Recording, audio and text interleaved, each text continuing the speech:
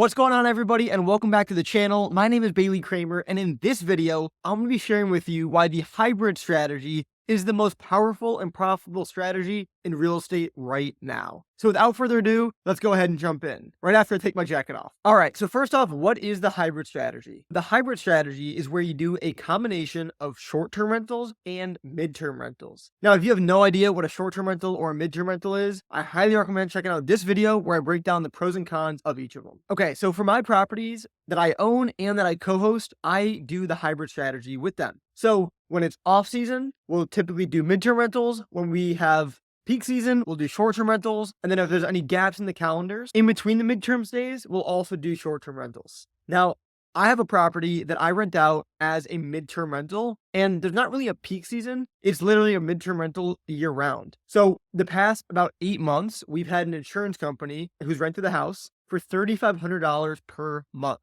Now, keep in mind, I bought this house back in April of 2023 for $65,000. I put in $35,000 to fix it up, and I refinanced my hard money lender out, and my mortgage is now about $560 per month. I have a whole breakdown on that video, which I'll leave a link to it down below. All right, so I'm getting $3,500 per month from this insurance company and cash flowing a ton. But unfortunately, they are moving out in 2 weeks.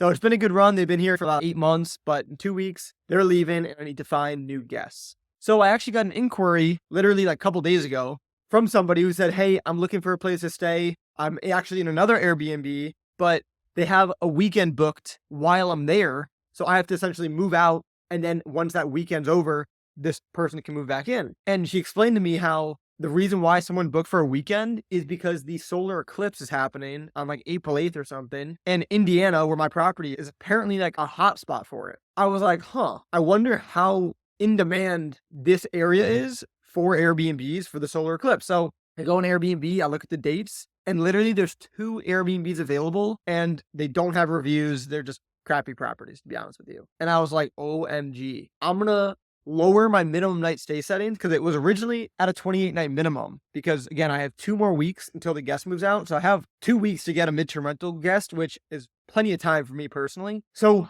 I said, okay, instead of 28 nights, let me just drop it down to 2 nights just for those 2 days, but I'm going to jack up the price. So that is what I did. I jacked up the price, and literally the next day, which was yesterday, I got someone to book for 2 nights for $1,000. Now, I can't even express to you how excited I am. And you might be thinking, oh, $1,000 isn't that much money. It's for 2 nights on a property that's worth $105,000. My mortgage is $560. So I am blown away, super excited, and honestly thankful that we got that inquiry. And I'm glad that she ended up not booking. And I'm glad that she told me that the solar eclipse is happening and that my property is in a great spot for it. So while I did luck out with this whole solar eclipse thing, the main point, the main message that I want to share is even if you do a midterm rental strategy, having that short-term rental option in your back pocket can really help you boost your property's revenue. Whether it's me getting lucky with some crazy event, but I've also done it plenty of times where I just fill the gaps in with a short-term rental and get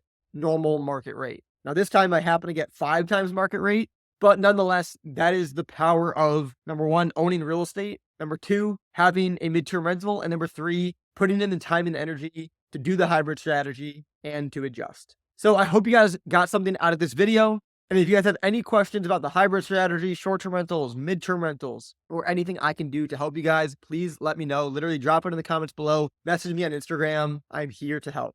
That's all I got for this video, and I'll see you in the next one. Peace.